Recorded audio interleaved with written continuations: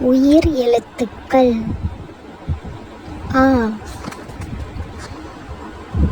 ஆ என்றால் அம்பு. ஆ. ஆ என்றால் ஆடை. ஈ. ஈ என்றால் இலை.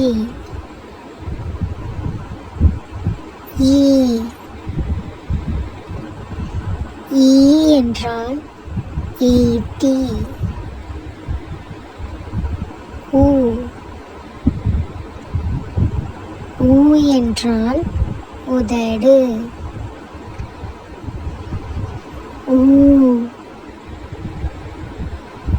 ஊ என்றால் ஊசி. ஏ. ஏ என்றால் எலுமிச்சை. ஏ. ஏ என்றால் ஏணி. ஐ. ஐ என்றால் ஐந்து. ஓ. ஓ என்றால் ஒட்டகம். ஓ.